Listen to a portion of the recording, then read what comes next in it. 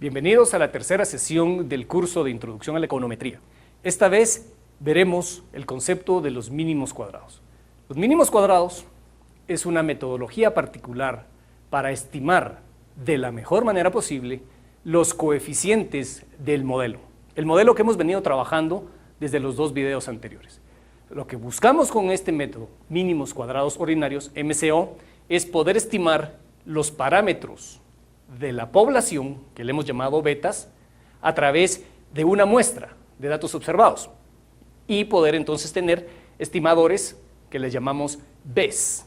Dicho de otra manera, los Bs, B0 y B1, son estimaciones muestrales de los parámetros poblacionales beta 0 y beta 1. Es importante entender que la teoría económica nos presenta una relación entre las variables dependientes e independientes y, como dijimos antes, no podemos explicar toda la variación de las variables dependientes a través de nuestras variables explicativas, por la naturaleza humana y las perturbaciones que están fuera de nuestro control. Por eso tenemos siempre una perturbación en nuestros modelos. Cuando vamos a un grupo de datos específicos, esa perturbación U se transforma en una perturbación, en un error E.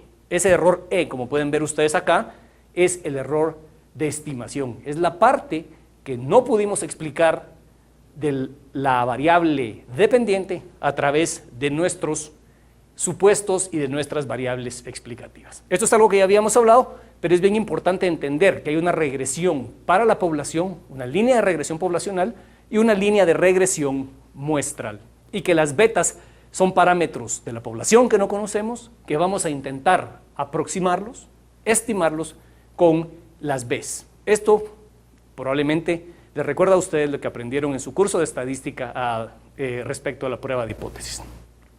¿Cómo nos vamos a aproximar a este problema? Acá en el slide tenemos una relación entre dos variables, X y Y. Podríamos pensar que es la productividad marginal de la mano de obra, por ejemplo, contra la cantidad de horas trabajadas o los días hombre trabajados. Esta relación negativa nos dice lo que ya sabemos en la teoría. Mientras uno añade un factor más, una unidad más del factor variable, la productividad marginal, la contribución marginal de ese factor disminuye. La pregunta es, dados los puntos que tenemos acá, ¿cuál es la línea que explica mejor esos puntos? ¿Cuál es la línea que resume mejor esos puntos? Si vemos nosotros la línea, nosotros podríamos pedir ciertas propiedades a esa línea. Si la dibujáramos muy arriba, entonces pudiéramos decir que tenemos una serie de errores que quedan por debajo. Fíjense en la diferencia entre lo que es la estimación Y calculada y lo que es la observada. Esta diferencia de acá es lo que se conoce como la perturbación. Imagínense ustedes qué pasaría si subiéramos esta línea hacia arriba. Entonces estos errores quedarían todos por debajo de la nube de puntos. Ahora bien, si bajáramos esta línea hacia abajo, todos los errores quedarían por encima de la línea de regresión. Entonces, una primera aproximación a esto sería dibujar la línea de tal manera que errores positivos con errores negativos tendieran a cancelarse. Sin embargo, eso no es suficiente, porque no es solamente de conocer la altura de la línea, también es de conocer la pendiente de la línea. Miren lo que sucede si yo hago pasar mi línea por este mismo punto, pero le cambio la inclinación. En este nuevo caso, aún ahí tendríamos nosotros errores positivos con errores negativos que en promedio tenderían a cancelarse. ¿Cómo hacemos entonces para saber cuál de las dos líneas es mejor?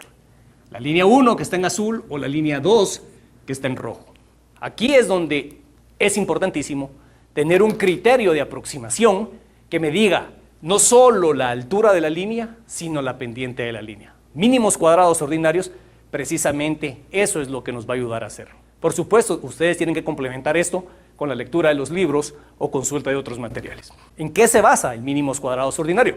Como recordarán, en la gráfica anterior teníamos estas diferencias entre lo que estimamos y el verdadero valor de nuestra variable dependiente, lo que le llamábamos el error.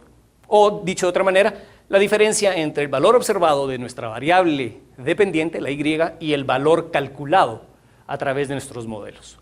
Lo que vamos a hacer como se hace en todo análisis de varianza o en un análisis de suma de cuadrados, es sumar los errores al cuadrado y minimizar esta función que ustedes están aquí. Si me lo permiten, a esto le podríamos llamar S, y el problema matemático se transforma en minimizar la suma de los errores al cuadrado, escogiendo ciertos parámetros que son los coeficientes que tenemos que estimar. Esto es un procedimiento que queda a ustedes, queridos estudiantes, desarrollarlo por su cuenta. La matemática de esto es una matemática simple, tomando simples derivadas, igualando a cero y resolviendo un sistema algebraico, ustedes podrán encontrar las expresiones correspondientes. Pero una cuestión bien importante de esta estimación tiene supuestos cruciales. El primer supuesto es que la suma de los errores es igual a cero.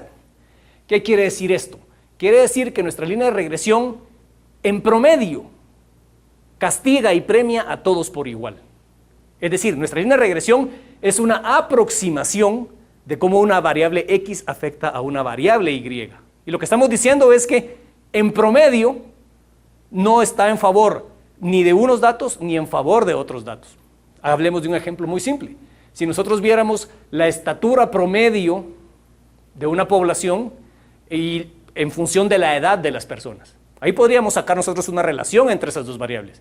Por supuesto, esa relación no pasaría por cada uno de los puntos. Una persona que mide 2,10 metros quedaría por arriba de la estimación y una persona que mide 1,25 quedaría por debajo de la estimación. El punto importante es que en promedio todos estos errores de estimación tienen que ser iguales a cero. En lenguaje estadístico, el valor esperado es igual a cero.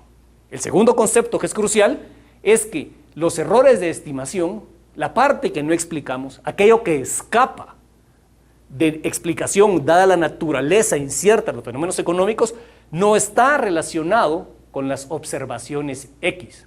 Es decir, en promedio, nosotros tenemos un error, una perturbación, una parte que no explicamos, que ya no guarda relación alguna con cada una de las variables. Dicho de otra manera, las X ya no tienen más información que podamos sacarle para explicar el fenómeno que estamos tratando de explicar. En términos de información, pudiéramos decir entonces que ya le hemos sacado a X todo el poder predictivo respecto de Y.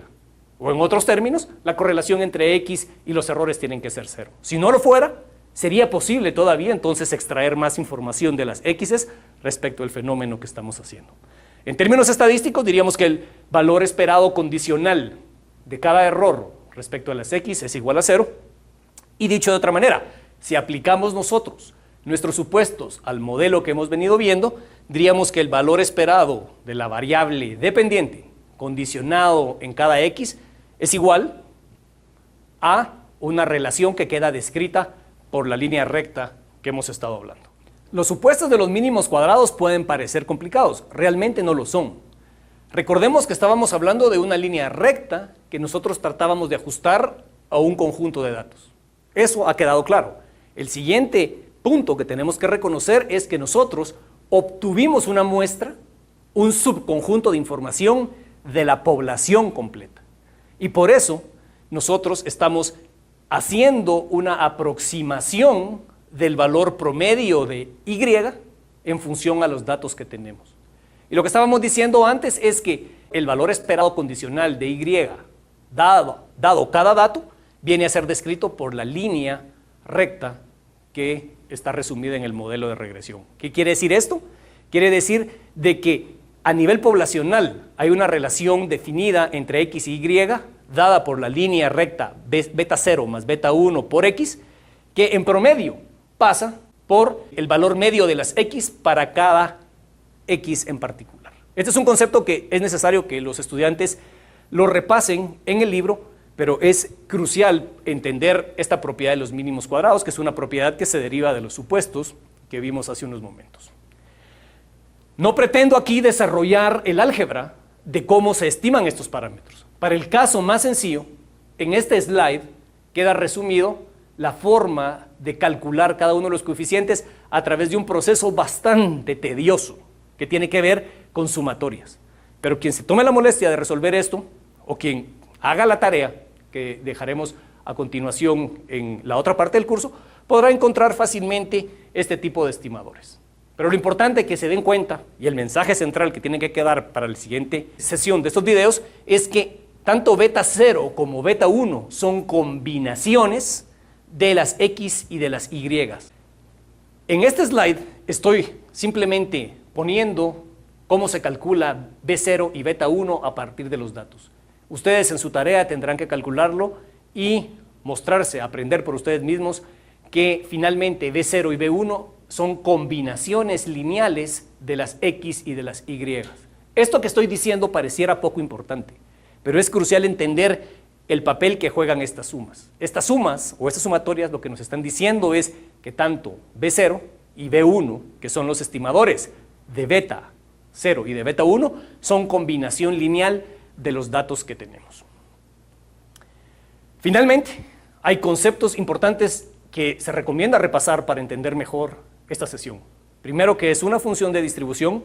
Segundo, ¿cuál es el proceso de minimización que se utiliza en el cálculo diferencial? Concepto de desviación estándar, bondad del ajuste, error cuadrático y la diferencia entre una muestra aleatoria y la población.